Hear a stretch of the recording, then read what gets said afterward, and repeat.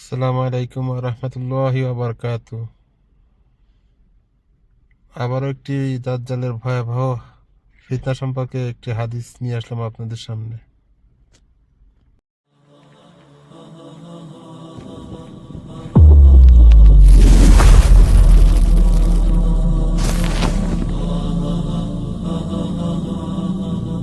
ইন্নাল হামদুলিল্লাহ ওয়া সলাতু ওয়াস সালামু আলা রাসূলিল্লাহ আম্মা বা'দ। সাইয়্যিদুনা আদম আলাইহিস সালামের মাধ্যমে পৃথিবীতে শুরু হয় মানব জাতির পথ চলা। পৃথিবীর ইতিহাসে মানব জাতি যত বড় বড় ফিতনার শিকার হয়েছে তার মধ্যে সবচেয়ে বড় ফিতনা হলো দাজ্জালের ফিতনা। মানব জাতি এর চেয়ে বড় কোনো ফিতনার সম্মুখীন হয়নি। সাহিহ মুসলিমে এসেছে, রাসূল সাল্লাল্লাহু আলাইহি ওয়াসাল্লাম ইরশাদ করেন, মা বাইনা খালকি আদমা ইলা কিয়ামিস সাআহ খালকুন আকবারু মিনাদ দাজ্জাল। আদম আলাইহিস সালামের সময় থেকে কিয়ামত পর্যন্ত দাজ্জালের চেয়ে বড় কোনো ফিতনা সৃষ্টিকারী নেই। এই কারণে একজন নবীও এমন নেই যিনি তার উম্মতকে দাজ্জালের ফিতনার ব্যাপারে সতর্ক করেননি। তবে রাসূল সাল্লাল্লাহু আলাইহি ওয়াসাল্লাম দাজ্জালের সর্বগ্রাসী ফিতনা সম্পর্কে সবচেয়ে বেশি সতর্ক করেছেন এবং দাজ্জালের ব্যাপারে সর্বাধিক বিস্তারিত আলোচনা করেছেন। সহিহ বুখারীতে এসেছে, একবার রাসূল সাল্লাল্লাহু আলাইহি ওয়াসাল্লাম দাজ্জাল প্রসঙ্গে আলোচনা করতে গিয়ে বলেন, ইন্নী লা উনযিরুকুম ওয়া মা মিন নাবিয়্যিন ইল্লা ওয়াকাদ আনযারাহু কওমাহ ওয়ালাকিন্নী সাআকুলু লাকুম ফীহি কাওলান লাম ইয়াকুলহু নাবিয়্যুন লিকাওমিহি ইন্নাহু আ'ওয়ার ওয়া ইন্নাল্লাহা লাইসা বিআ'ওয়ার। আমি তোমাদেরকে দাজ্জালের ব্যাপারে সতর্ক করছি। প্রতিটি নবী আপন আপন উম্মতকে তার ব্যাপারে সতর্ক করেছেন, তবে আমি দাজ্জালের ব্যাপারে এমন একটি কথা জানাচ্ছি যা কোনো নবী তার উম্মতকে জানাননি। নিশ্চয়ই দাজ্জাল হবে কানা, আর আল্লাহ তাআলা কানা নন। প্রিয় ভাই ও বোন, আজ আমরা মানব জাতির ইতিহাসের সর্ববৃহৎ ফিতনা মাসিহে দাজ্জালকে নিয়ে সংক্ষেপে আলোচনা করব ইনশাআল্লাহ। কে এই মাসিহে দাজ্জাল? ইমাম ইবনে আসির রাহিমাহুল্লাহ বলেন, মাসিহ মানে হলো যার চেহারার এক অংশ মুছে ফেলা হয়েছে, যেখানে চোখও নেই, ভ্রুও নেই। আর দাজ্জাল মানে হলো কাজ্জাব বা মিথ্যুক। ইবনে দুরাইদ রাহিমাহুল্লাহ বলেন, দাজ্জালকে দাজ্জাল বলার কারণ হলো সে মিথ্যা দিয়ে হককে ঢেকে রাখবে। দাজ্জালের বৈশিষ্ট্য, রাসূল সাল্লাল্লাহু আলাইহি ওয়াসাল্লাম দাজ্জালের বৈশিষ্ট্য সুস্পষ্টভাবে উল্লেখ করে দিয়েছেন। সহিহ বুখারীতে এসেছে, রাসূল সাল্লাল্লাহু আলাইহি ওয়াসাল্লাম দাজ্জালের বৈশিষ্ট্য উল্লেখ করতে গিয়ে বলেন, রাজুলুন জাসিমুন আহমার জা'দুর রাস আওয়ারুল আইন কান্না আইনাহু আইনাবাতুন তাফিয়া। মোটাসোটা এক ব্যক্তি, লাল রঙের, কোকড়ানো চুল, একটি মাত্র চোখ, চোখটি যেন ফোলা আঙ্গুরের মতো। সুনানু আবি দাউদ ও মুসনাদু আহমদে সহিহ সনদে বর্ণিত হয়েছে, রাসূল সাল্লাল্লাহু আলাইহি ওয়াসাল্লাম ইরশাদ করেন, ইন্না মাসিহাদ দাজ্জাল রাজুলুন কাসীরুন আফহাজ জা'দুন আ'ওয়ার মাতমুসুল আইন লাইসা বিনাতিআতিন ওয়ালা হাজরা। দাজ্জাল দৈর্ঘ্যে খাটো হবে, হাঁটার সময় তার দুপায়ের মাঝে ফাঁকা থাকবে, চুল কোকড়ানো হবে, এক চোখ কানা হবে, সেই চোখটি যেন মুছে ফেলা হয়েছে। সেটি বাইরের দিকে ফোলাও নয়, আবার কঠোরাগতও নয়। দাজ্জালের একটি উল্লেখযোগ্য আলামত হচ্ছে তার দুই চোখের মাঝে কাফির লেখা থাকবে। সকল মুমিনই তা দেখতে পাবে। সহিহুল বুখারীতে এসেছে, রাসূল সাল্লাল্লাহু আলাইহি ওয়াসাল্লাম ইরশাদ করেন, ওয়া ইন্না বাইনা আইনাইহি মাকতুবুন কাফির। তার দুই চোখের মাঝে কাফির লেখা থাকবে। প্রিয় ভাই ও বোন, অনেক ভ্রষ্ট লোক দাবি করে যে দাজ্জাল কোনো ব্যক্তি নয়, দাজ্জাল হলো বর্তমান পাশ্চাত্য সভ্যতা। এই সভ্যতা যেহেতু কেবল বাতিলি চোখে দেখে, হক দেখে না, তাই রাসূলুল্লাহ তাকে রূপকার্থে কানা বলেছেন। এমন ভ্রষ্ট ধারণা থেকে আল্লাহ তাআলা আমাদের হেফাজত করুন। নিঃসন্দেহে দাজ্জাল একটি শরীরী ফিতনা, এটি একজন মুমিনের আকীদা। দাজ্জালের ভয়াবহ ফিতনা, দাজ্জালের ফিতনা এত বেশি ভয়াবহ যে তার ফিতনায় পড়ে ঈমানহারা হবে অগণিত বনি আদম। সে নিজেকে রব দাবি করবে, নিজেকে ইলাহ দাবি করবে। রব কখনো কানা হতে পারে না। দুনিয়ায় আল্লাহকে দেখা যায় না, এই কানা বেটে লোকটি কিভাবে রব হতে পারে? কিন্তু এত স্পষ্ট আলামত থাকার পরও মানুষ তার সম্পদ, শক্তি ও পরাক্রম দেখে ধোকায় পড়ে যাবে, কারণ আল্লাহ তাআলা তাকে আশ্চর্যজনক এক শক্তি দান করবেন। আমরা এখানে সংক্ষেপে তার শক্তি ও পরাক্রম সম্পর্কে ধারণা দেওয়ার চেষ্টা করব। 1. দাজ্জাল প্রচন্ড গতিতে বিশ্বজুড়ে ভ্রমণ করতে পারবে। রাসূল সাল্লাল্লাহু আলাইহি ওয়াসাল্লাম তার গতি সম্পর্কে বলেন, কাল গাইফি ইস্তাদবারাতুর রিহ, বাতাসের ধাওয়া খাওয়া মেঘমালার ন্যায় তার গতি হবে। পৃথিবীর প্রতিটি জনপদে দাজ্জাল পদার্পণ করবে, তবে মক্কা ও মদিনায় সে প্রবেশ করতে পারবে না। যেই সে মক্কা বা মদিনায় প্রবেশ করতে চাইবে, সশস্ত্র ফেরেশতারা তার পথ রোধ করে দাঁড়াবে। দাজ্জালের আবির্ভাবের দিনগুলোতে চারদিকে দুর্ভিক্ষ ছড়িয়ে পড়বে। দাজ্জাল তার অঢেল ধন সম্পদ ও খাদ্যশস্য দিয়ে ক্ষুধার যন্ত্রণায় অস্থির লোকদের ঈমান কেনার চেষ্টা করবে। 2, তার কাছে দুটি প্রবহমান নদী থাকবে। একটিকে সে জান্নাত বলবে এবং অপরটিকে জাহান্নাম বলবে, যা দিয়ে সে লোকদেরকে ফিতনায় ফেলবে। তবে তার জান্নাতটি আসলে জাহান্নাম আর জাহান্নামটি আসলে জান্নাত।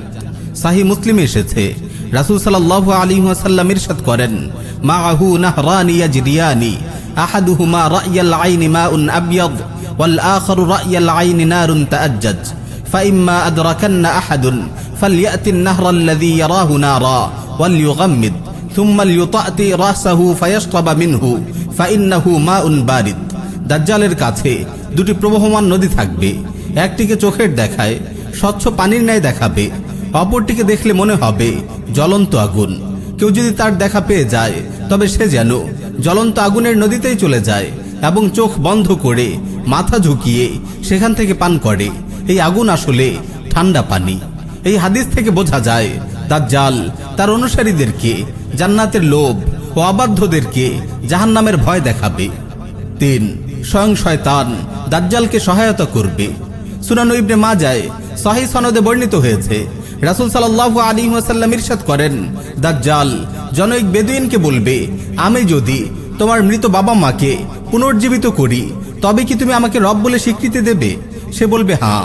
তখন শয়তান তার মা বাবার আকৃতি ধারণ করে তার সামনে এসে বলবে, আমার ছেলে, ওর অনুসরণ করো, ও তোমার রব। 4, প্রাণহীন বস্তু এবং পশু পাখিরাও দাজ্জালের নির্দেশ পালন করবে।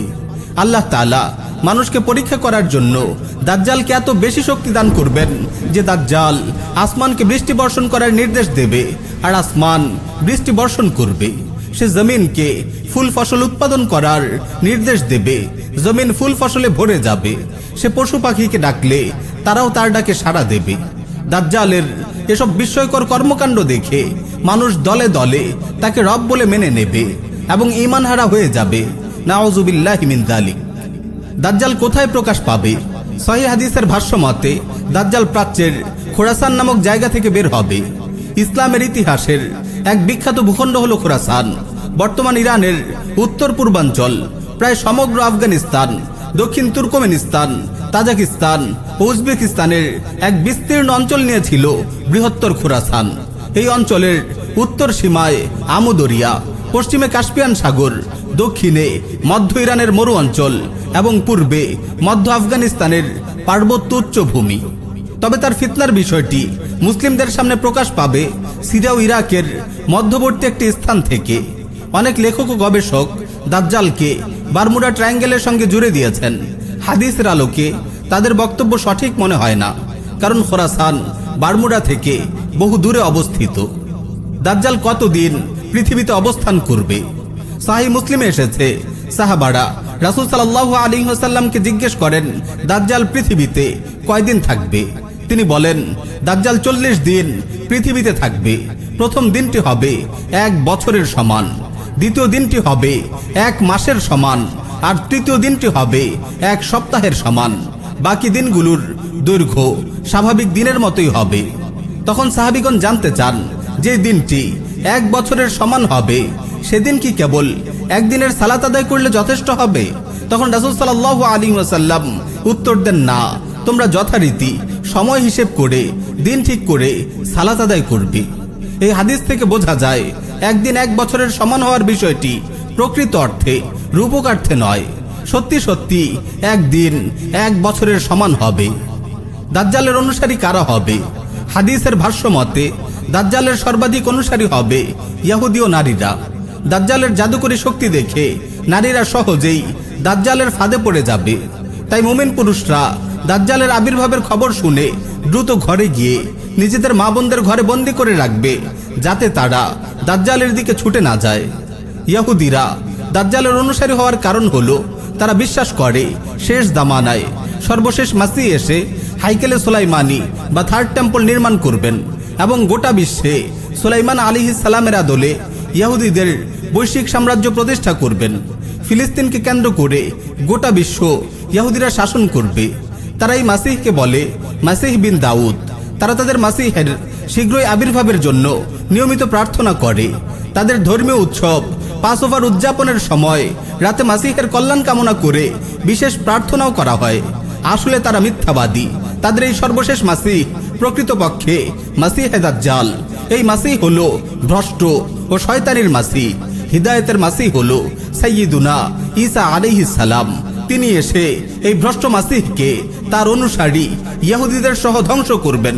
মুসনাদ আহমদে এসেছে দাজ্জালের সর্বাধিক অনুসারী হবে ইহুদিরা। সাহিহ মুসলিমে এসেছে ইয়াতবাউদ দাজ্জাল মিন ইহুদি আসবাহান ৭০,০০০ ইস্পাহানের ৭০,০০০ ইহুদি দাজ্জালের অনুসারী হবে।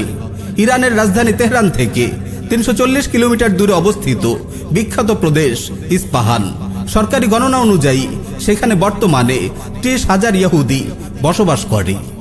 দাজ্জালের ফিতনা থেকে কিভাবে বাঁচবেন? প্রিয় ভাই ও বোন, দাজ্জালের ফিতনা বড়ই ভয়াবহ। আর তাই দাজ্জালের আসার খবর পেলেই তার কাছ থেকে পালিয়ে বেড়াতে হবে। কেউ তার ইমানের ব্যাপারে যতই আত্মবিশ্বাসী হোক, দাজ্জালের মুখোমুখি হওয়া তার উচিত হবে না। কারণ দাজ্জালের শক্তি এত বেশি ও সর্বগ্রাসী হবে যে মানুষকে সে সহজেই ধোকায় ফেলে দেবে।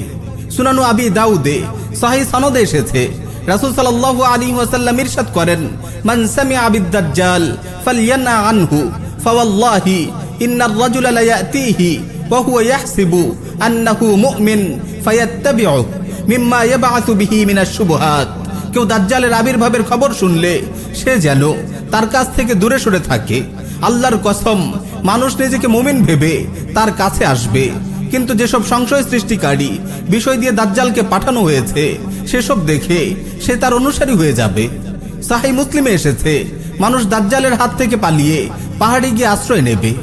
তবে একান্তই যদি কেউ তার মুখোমুখি হয়ে যায়, সে যেন হকের উপর প্রাণপণে অটল থাকে।